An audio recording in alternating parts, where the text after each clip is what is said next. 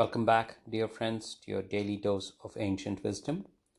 Hope you are continuing to enjoy the nectar-like stories of Lord through these podcasts. This podcast marks a very special milestone of being the 50th episode in 30 days. Also, we are excited and humbled that the journey that started small by the grace of Sri Krishna and patrons like you has crossed over 200 plays across 8 podcast mediums. We request you to continue your patronage and help us spread this ancient wisdom to others who can also benefit, especially in these testing times for the world. Your subscriptions, likes, comments, and support are the energy that propels this endeavor, so request you to continue. Help us bring to you the eternal wisdom of the scriptures.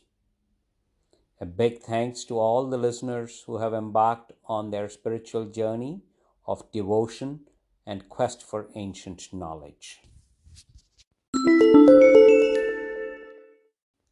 This podcast is also special since it's the part summary of Srimad Bhagavata Mahapurana, Tritiya Skanda, or Book 3.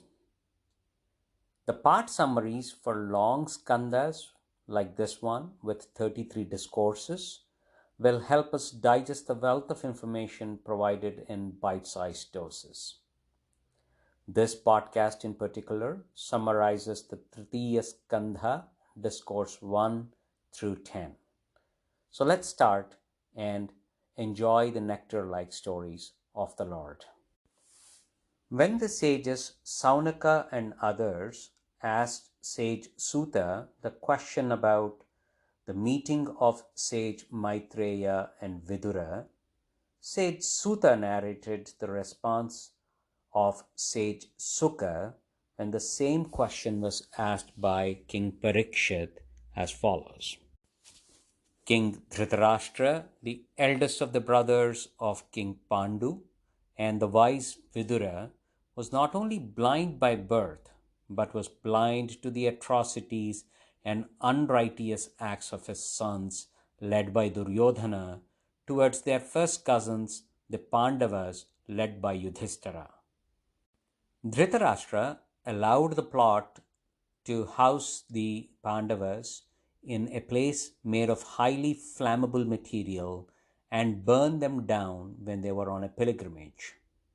Also, he allowed his sons to deceive Pandavas in a rigged gambling under the deceitful Shakuni and won their share of kingdom, their complete wealth, and even their wife Draupadi. Further, this remorseful blind king was silent when his sons dragged Draupadi into a court and started derobing her. Later, he stayed silent to the dictum of his son Duryodhana, who banished the Pandavas into 13-year exile into the forest, followed by an year of secret life, during which, if they were spotted, they will be forced back to the forest for eternity. After the completion of the exile and in a year of anonymity, the Pandavas wanted to get back their share of the kingdom, but were refused. Lord Sri Krishna, the well-wisher of both Kauravas and the Pandavas, came over as an envoy to reason the Kauravas to at least give 5 villages for the Pandavas to rule as their rightful share of the kingdom and avoid any wars between the families. The entire council of King Dhritarashtra, like Bhishma, Drona, Kripa, and others, condemned this act, but could not get the blind king to see the merits of advice even by the Lord himself. Later on that day, Vidura, the brother, the confidant, and the learned counselor, came over to the palace of Dhritarashtra to give an advice that is popular even today, known as Viduraniti. Hearing Vidura's strong advice to give back the kingdom to Pandavas and respect the message of Lord Sri Krishna, whom the world recognizes as the Lord, Duryodhana spoke evil of Vidura's loyalty towards Pandavas while feeding on Kauravas' food. Duryodhana further banished Vidura from the kingdom. Not able to bear the insults and the silence of his brother Dhritarashtra, even when Duryodhana spoke ill about his birth to a maid, Vidura silently walked out of the palace and away from the town, relinquishing everything. Vidura, keeping the Lord's feet firmly in his heart, trotted the world to all holy places and started visiting the places of worship while living on pure food like fruits dropped by the trees and bathing in holy waters while meditating constantly. While Vidura was traveling Bharatavarsha or India, he reached Prabhasa near Dwaraka, the current day Somanath temple area in Gujarat. He learned that Yudhishthira is now the king of Hastinapura and is being established as universal sovereign of the globe with the help of Lord Sri Krishna, and that all the Kauravas have perished at war. Saddened to hear the Holocaust, Vidura wanted to gain some peace and started living at 11 sacred places along the banks of river Saraswati, like ashrams of sage Trita, sage Usna, the father of sage Shukracharya, sage Asita, Swayambhu, King Prithu, Agni the god of fire, Vayu the god of wind, King Sudasa, Guha son of Shiva, known also as Kartikeya, King Shraddha or Vaivasvatamanu, and other sanctuaries in the region. From there, Vidura traveled through the regions of Saurashtra, Sauvira, Matsya, and Kurujangala, reached the banks of river Yamuna, where he met Uddhava, another great devotee of Sri Krishna. After greeting each other, Vidura inquired Uddhava the welfare of the entire Yadu clan by name, the welfare of Lord Sri Balarama, and the primordial Lord Sri Krishna and his family's welfare. Again, by the names of his sons and the grandsons, Vidura inquired about Sri Krishna's family. He then asked about the welfare of Pandavas and their family, and finally about his brother Dhritarashtra, who would be devastated by the loss of his beloved sons. Alas, we have been devoid of the light of our lives, with Sri Krishna having set like the sun devoured by the python of time. Having lived with Sri Krishna at the same place, the Yadus could not recognize the Supreme Lord and were inebriated in false ego and have ruined themselves without heeding the Lord's words. All their intelligence proved useless as they failed to learn that when a person bestows the Lord in their heart, they can never be misguided. The Lord Sri Krishna himself stood beyond the disrespectful words of cursed Yadus, nor the animosity of the people like Sisupala, who are all deluded by Lord's own Maya. The Lord Sri Krishna, who once showed his cosmic form or Vishvarupa to even the most commoner without any yoga or sacrifice, but now he has blinded their sight, since there is nothing better to see than the sated view of him from the past. His divine form was a beauty to behold and was a charm to the ornaments that were on him. All the kings of the world recognized and conferred upon him the highest honor at Rajasuya Yaga by Yudhishthira, and beheld the spellbound beauty of the Lord Sri Krishna as if he were the master craftsmanship of Lord Brahma. The women of Vraj were spellbound and danced in ecstasy of devotion, love, and passion towards the ever celibate Lord Sri Hari, who was the most compassionate to liberate them. Strange is the Maya of Lord, who is the ruler of Prakriti and the manifest creation, The unborn Supreme Lord, in his mortal form of this life, bowed to the feet of his blessed parents Vasudeva and Devaki and pleaded their pardon for having not served them out of fear of Kamsa. Baffling are the means of the Lord, who through his Maya showed that he fled in fear of Kamsa, and later for Kala Yavana, who attacked Mathura. The same Lord of the infinite power who rid the burden of earth by just raising his arched eyebrows that represent Yama, the god of death. Who could and how could one bear separation from such a benevolent Lord?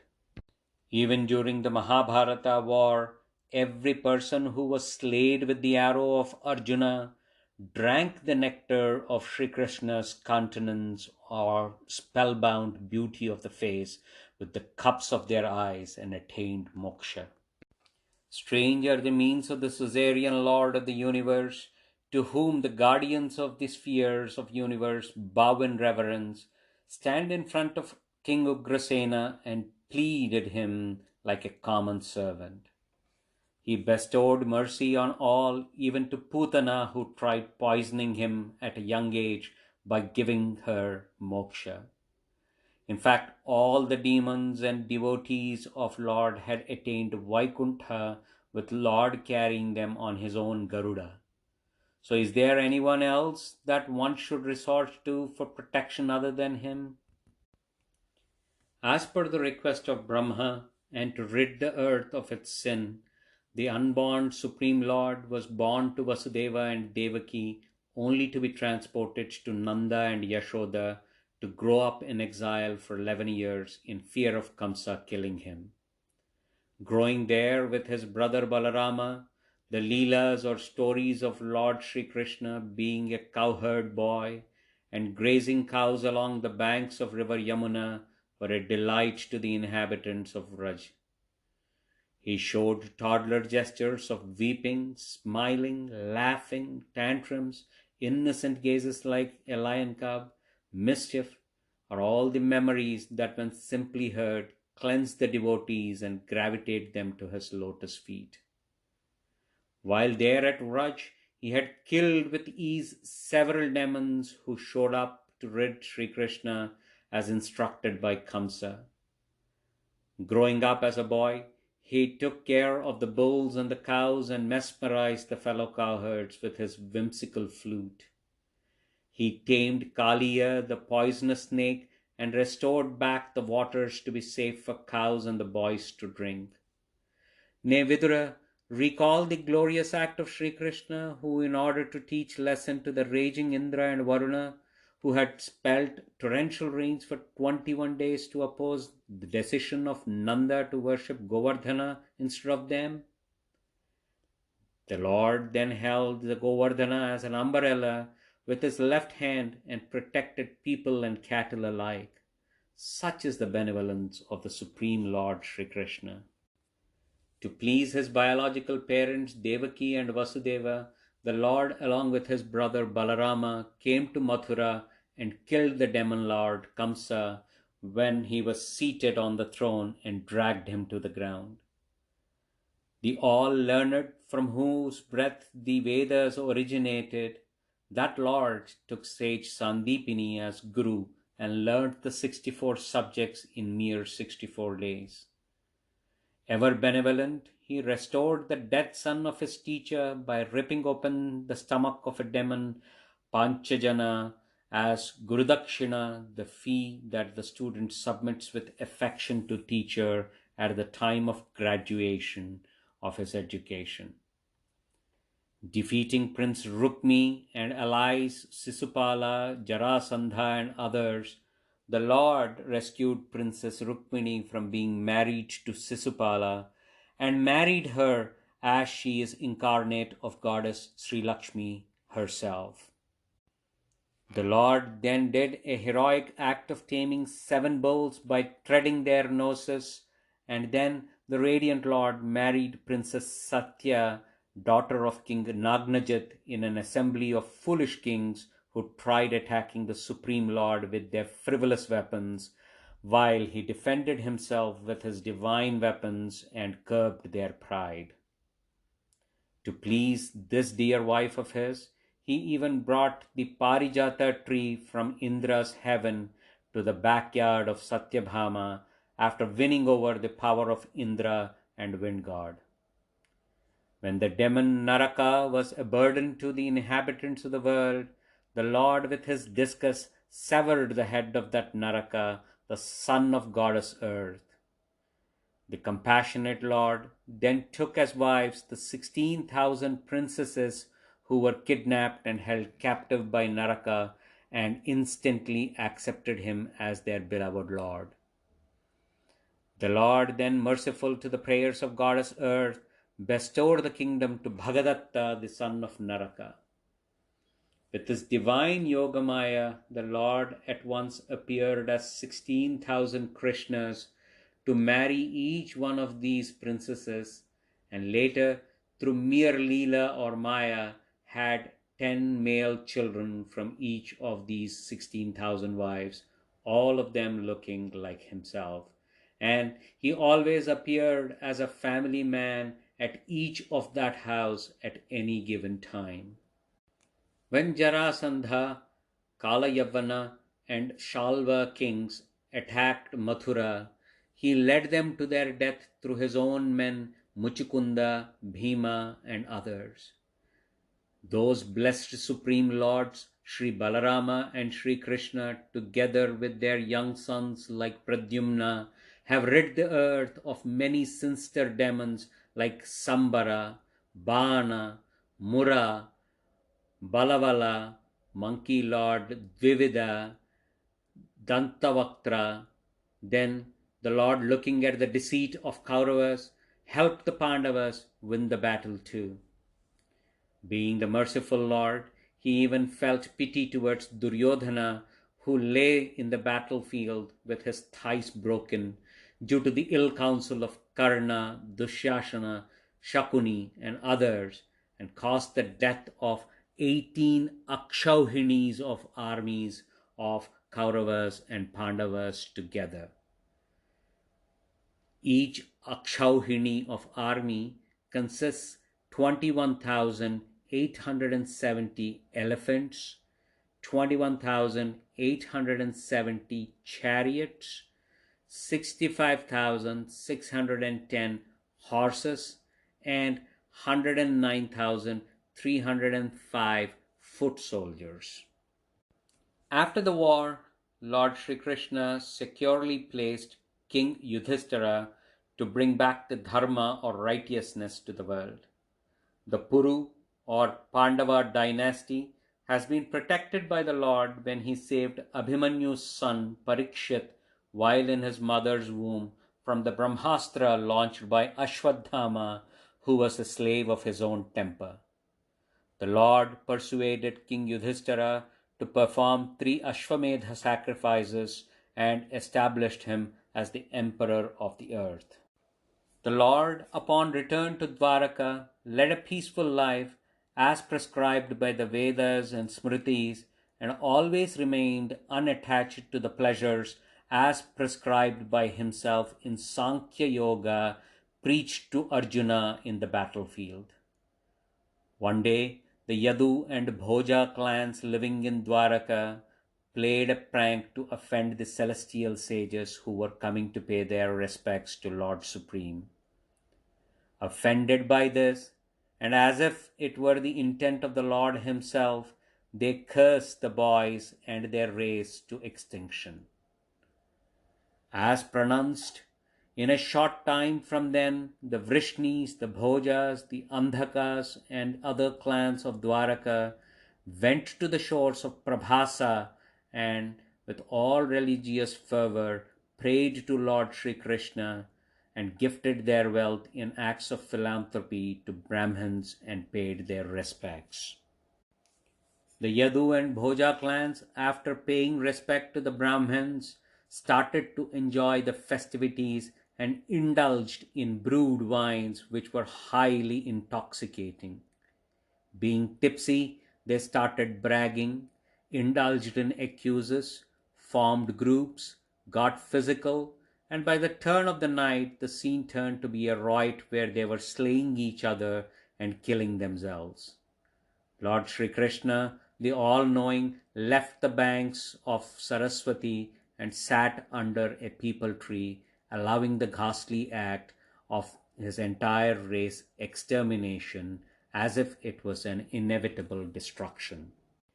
Knowing fully well the series of events to occur, Lord Sri Krishna advised Uddhava while at Dwaraka to head straight to Badarivana, where the divine sages Nara and Narayana continue to do their penance till the end of this kalpa. However, unable to bear the separation, Uddhava came looking for Sri Krishna to Prabhasa region and found the creator of the universe sitting under a peepal tree with his right foot on the left thigh as if he were a homeless person.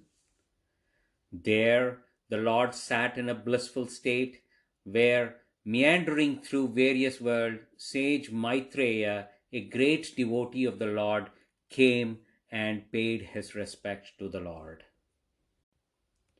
While this friend of sage Vedavyasa, sage Maitreya, stood there with reverence, the Lord spoke to Uddhava.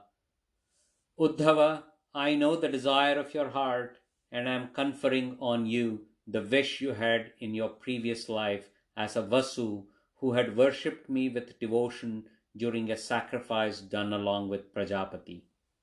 Pleased with your devotion, you have been in this life graced with the proximity to me, especially at this time that I am about to leave this mortal world to return to my eternal abode. I am going to impart to you the supreme wisdom, revealing my glory, which the sages call as Bhagavata, and this I taught Brahma when he sprung from my navel during the Padmakalpa at the dawn of creation. Hearing this, the spiritually aroused Uddhava couldn't resist the urge to ask the primordial God the reason of why, being a birthless Lord of eternity, he chose to be born. Being the destroyer of the universe at the time of deluge, the Lord sought to seek shelter in fortresses when enemies were at the door. Why, being a person in eternal self-bliss and ever celibate, he has the delight of so many thousands of wives. Being the infinite source of knowledge, he consulted ignorant people like himself during deliberations of the court. In the confused state, Uddhava pleaded the Lord to shed the mystery to him. The benevolent Sri Krishna, the Jagat Guru or universal teacher, revealed his transcendent character to Uddhava and advised him to proceed to Badarivana. Paying due respect to Lord Krishna, Uddhava started his journey to the place where sages Nara and Narayana do their penance. Saddened by the news of holocaust of kith and kin, and even more of Krishna Niryana, namely Lord Sri Krishna leaving the earth to his eternal abode, Vidura stood there with tears rolling down the cheeks. He requested Uddhava to narrate to him the wisdom that Lord Sri Krishna has imparted to him, called Uddhava Gita, so he could cope with the bondages of the world. Uddhava suggested to Vidura that he must seek the wisdom from sage Maitreya, the son of Kusaru, who was also present when the Lord was preaching Uddhava. Uddhava then spent the night on the banks of Yamuna and left for Badarivana in Himalayas early next morning. Hearing all this, Parikshit asked Sage Sukha, why, when the entire clan of Yadus was exterminated, did one of the top general, Uddhava, survive? Sage Sukha clarified to Parikshit that Sri Krishna, by whose Maya the Brahmins have cursed the Yadavas, or the clans in Dwaraka, to exterminate themselves, it is the same Lord that dictated Lord Yama, the god of death, not to harm Uddhava as he has attained self-realization, and after his preaching to him, he has now the enlightened person who will be aloof from all objects of senses. The Lord further informed Yama that Uddhava shall be the ambassador of his virtues to the world. Sage Sukha continued to tell Vidura with a heavy heart, remembering Sri Krishna and his kith and kin, walked to the banks of Ganga where sage Maitreya resided. Having reached the banks of Ganga at Haridwar, Vidura visited sage Maitreya at his hermitage or ashram and paid his dues and reverently asked him, what must individuals do at all times to be devoted to the lotus feet of Lord Sri Krishna? Also, Vidura requested sage Maitreya to explain the deeds performed by Lord when he takes an avatar. And how does the Lord provide all means of sustenance to all the created beings? And then, how does he himself withdraw it all into his heart's cavity through his Yoga Maya? Hearing Vidura, sage Maitreya, son of Kusaru, addressed Vidura as follows: O pious Vidura, you have done a great favor to the mankind through your excellent question. Your devotion to Lord Srihari, the Lord of the universe, has and will continue to glorify your name, equivalent to Vedavyasa in future. You are none other than the worshipful Yama, the punisher of all creatures, and have descended in this life due to the curse of sage Mandavya, whom you have severely punished for a petty mistake of his. Therefore, you are entitled to hear the Lord's incarnations unfolded by his Yoga Maya for creation, preservation, and destruction of this universe. Before creation of the universe, there existed no other form than the Lord himself as the ruler of all jivas or individual souls. Later, when the Supreme Spirit cast his eyes all around and wanted to engage his consciousness, the Lord created Maya, which is the nature of both cause and effect. It is with this Maya that God created the universe. When the equilibrium of the three gunas, namely Sattva, Rajas, and Tamas, is disturbed by the force of time through his Maya, there formed the cosmic Purusha. This Purusha is a form of Chitbhasha or Jiva of Lord in the form of Maya or Prakriti inspired by the time. Subject to the Chitbhasa or Jiva, the three gunas constituting Maya and time and Mahat Tattva transformed themselves with the intention of creating this universe.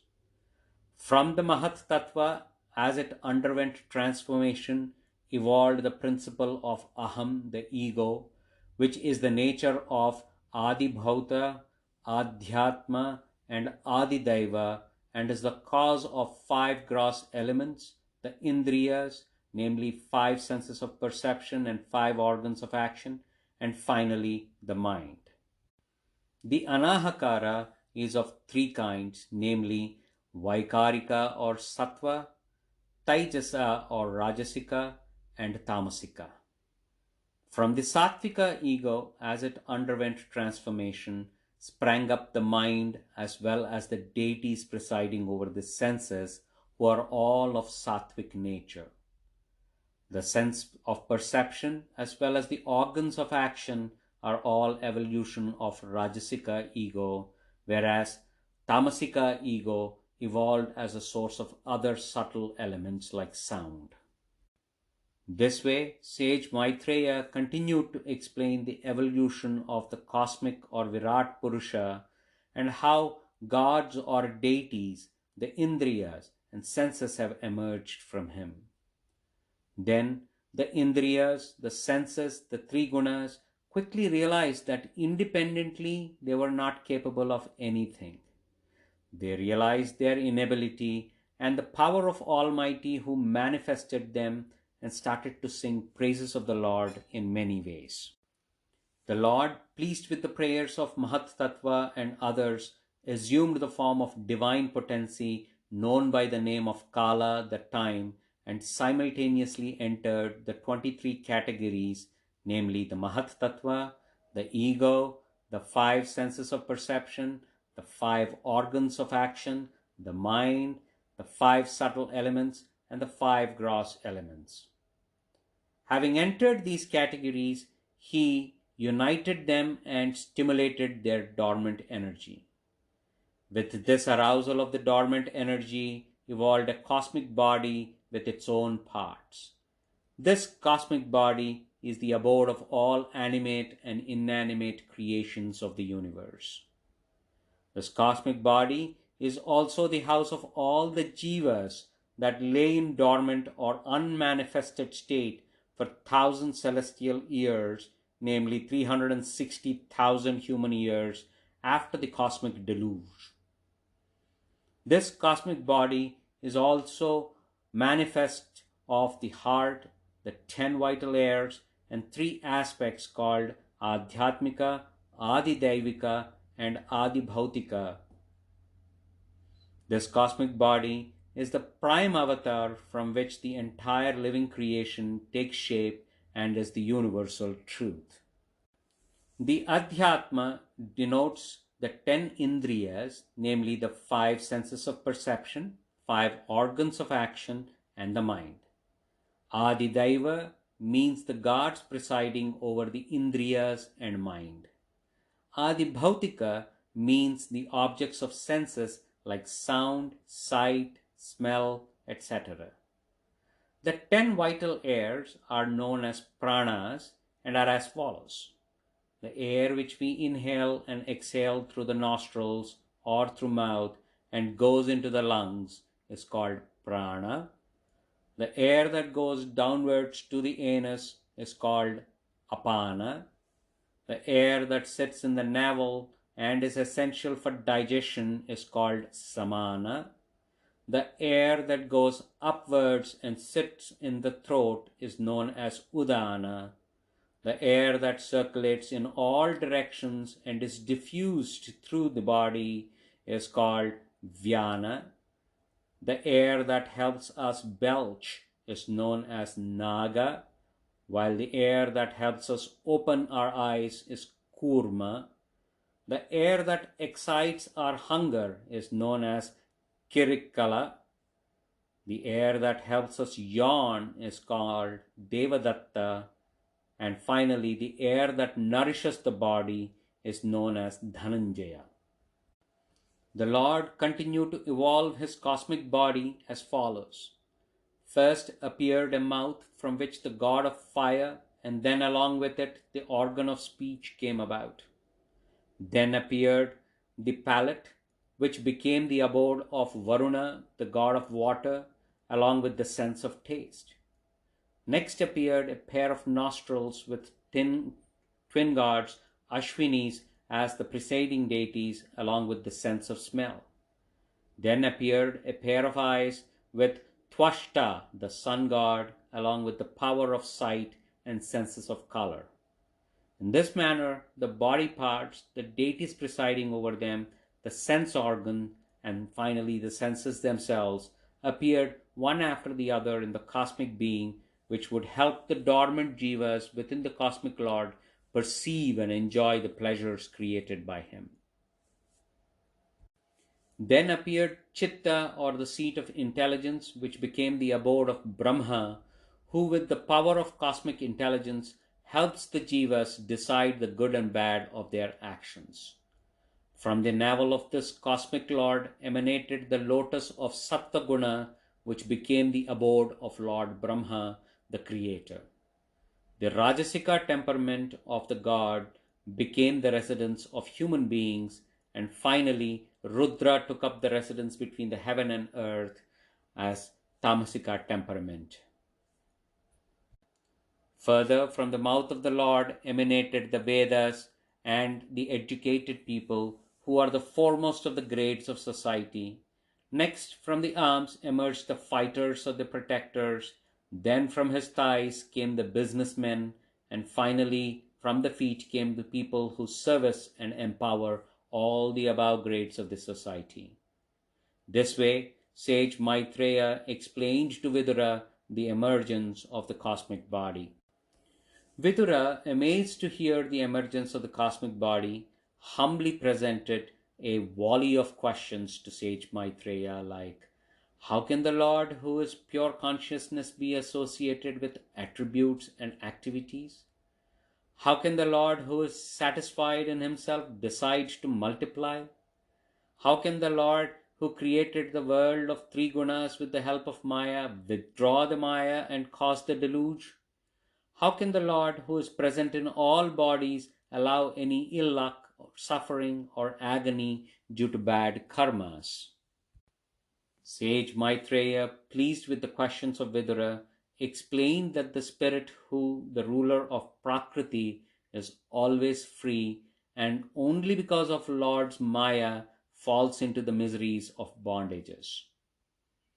The bondages do not exist in reality, just like a man's dream about being beheaded in a dream, but he is not actually dead. Also, when one sees a reflection of the moon in a pond of still water, sees the clear static moon, but feels that the moon is moving when there is a ripple in the water. Similarly, the Maya makes the people perceive the unreal to be real. When a person starts devoting himself to Lord Vasudeva or Sri Krishna, he begins to hold the feet of the Lord at all times, which will ensure there are no more ripples in the heart of the devotee, which can deceive the person to fall prey to Maya.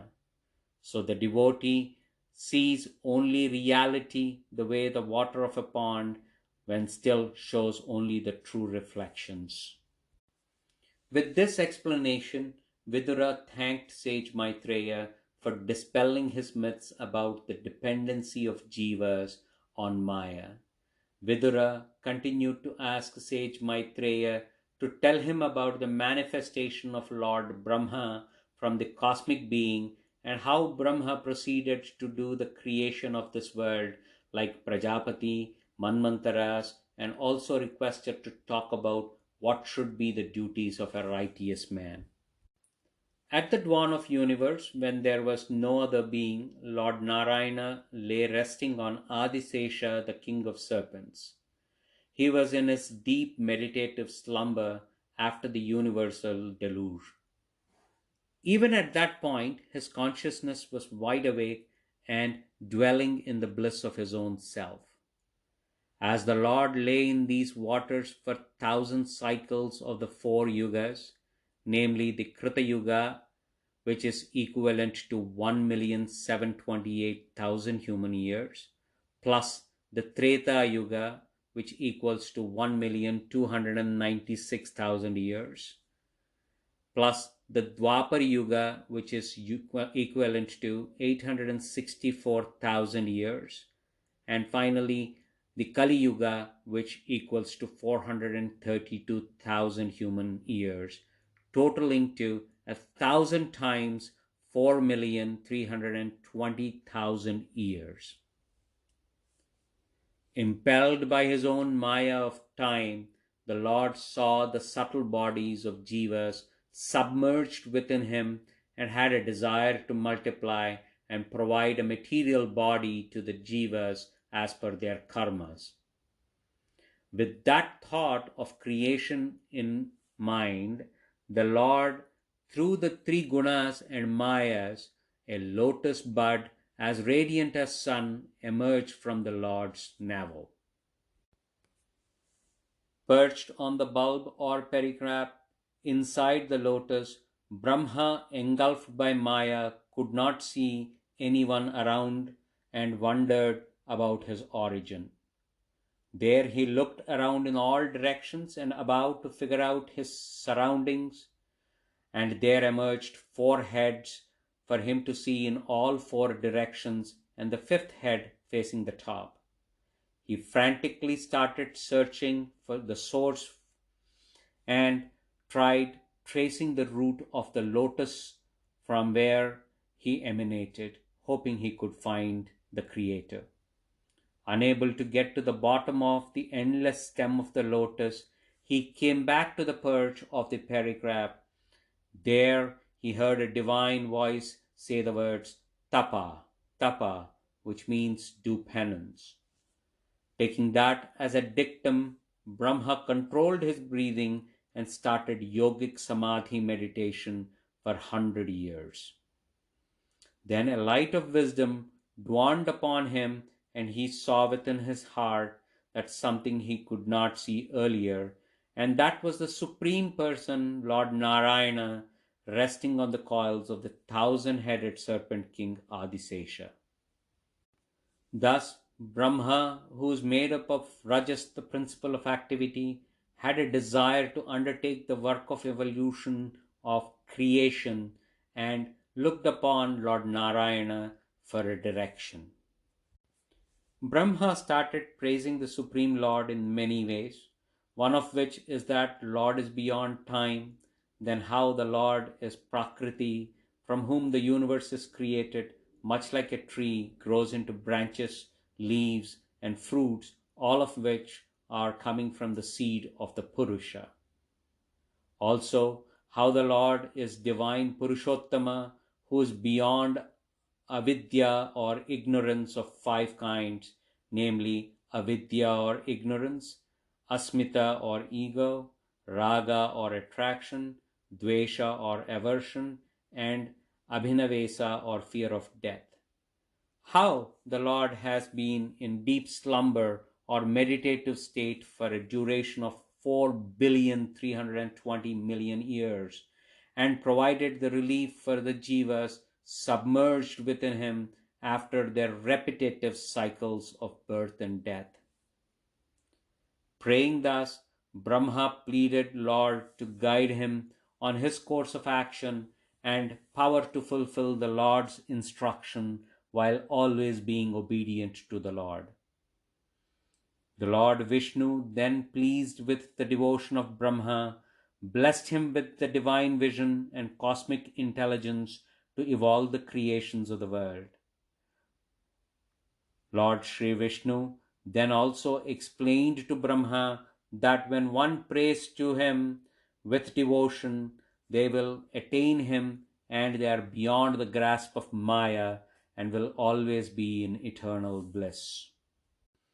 Sage Maitreya continued saying that after the vision of Lord Narayana and being blessed, Brahma the creator sat down in penance again for 100 years and began to gain more power through the recitation of the Vedic mantras about the sacred Lord. With these powers, he could swallow the winds and the waters of the cosmic deluge and brought back to light the worlds lost during the universal deluge by the Lord. Then again, with the guidance of the Lord Supreme, Brahma, in order to do creation, divided the corolla of the lotus he sprang from into 3 parts, namely Bhu, Bhuva, Suva. These 3 parts became the 3 worlds or realms for the created jivas to be born and experience the fruits of their respective worlds as per the karma of their previous lives. These 3 primary worlds are below Brahma's abode called Satyaloka and are namely Maharloka, Janaloka, and Tapoloka. Thrilled to hear all this from sage Maitreya, Vidura humbly asked him to explain how the Lord used time potency for creation of the world. So Maitreya explained that time is undifferentiated and has no beginning nor end, and is the metamorphosis of the worldly phenomenon. Using this phenomenon, the Lord, then using the time as an instrument, manifested himself as the creator or Brahma. Thus evolved the 9-fold creation that emanated from the Prakriti of the Supreme Lord, and the 10th fold created from the Vikriti or Brahma, the creator. Thus, the tenfold creation of the universe are as follows. From the Lord, Prakriti evolves the first Mahat Tattva, which occurs when the equilibrium of three gunas, namely Sattva, Rajas, and Tamas, is disturbed by the will of God Himself. The second is ego or aham, from which the five gross elements, five senses of perception, and five organs of action emerge. Third would be the subtle elements from which evolve the gross elements.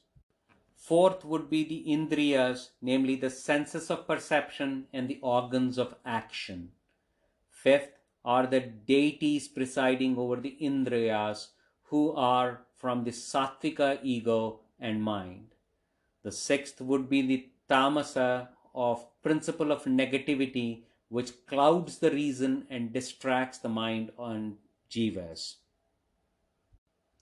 Then from Brahma or the Vikriti evolves the seventh, creation of mobile and immobile creatures like plants and trees, using the above sixfold creations that draw their nourishments from below, namely earth, like trees bearing fruit without flower, example banyan and peepal tree; annual plants and herbs that die once their fruit is ripe; then creepers or vines that grow on trees and support. Next are plants with hard barks like bamboo. Then it is creepers or vines that grow on ground like melons. And finally, the trees that bear fruit after flowering like apples and bananas. The eighth would be the creation of animals or living beings that draw their nourishment horizontally and are subdivided into 28 varieties. These animals have no sense of time, they are irrational and are led by instincts and perceive what is good for their taste sense. The subspecies can be classified as follows. First would be the cloven-hoofed animals like the bovine class, the goat, buffalo, black antelope, swine or pig; the gavaya or wild animal similar to the domesticated cow; rura, a deer species; sheep, camels, etc. Then it is the full-hoofed animals like donkey, horse, mule, gaura or a white antelope; sarabha, an extinct eight-legged animal; or the yak, which is similar to an ox, the bushy tail of which is used as a chowry or a fan to the gods. Then there are the five-clawed beasts like dog, jackal, wolf, tiger, cat, hare, hedgehog, lion, monkey, elephant, tortoise, iguana, alligator, etc. Then the fourth category would be the birds or animals moving in the air like the heron, the vulture, the quail, the hawk, the basa or a waterfowl, bhalluka or an eagle species, peacock, swan, crane, chakravaka or a ruddy goose, crow, owl, etc. Finally, it would be the human species with abundant rajas or principle of activity. These species take delight in pleasure of senses and are rooted in sorrow. The ninth category of creation by both God and Brahma, which are from the Sattvika ego, are like sages Sanaka and others. And finally, the 10th are the heavenly creatures of 8 varieties, namely the gods, the mains or spirits of forefathers, the demons, the Gandharvas, the celestial musicians, and Apsaras or the celestial dancing women. Next it is Yakshas and Rakshasas. Then it is Siddhas who are endowed with supernatural powers, Charanas, the celestial bards, and Vidyadharas. And then it is Bhutas, which are ghosts, Pretas, the spirits, Pisachas, or the fiends. And finally, it is the Kinnara, Kimpurusha, and Ashwamukhas. Thus concluded sage Maitreya, explaining the tenfold creation of the god to Vidura.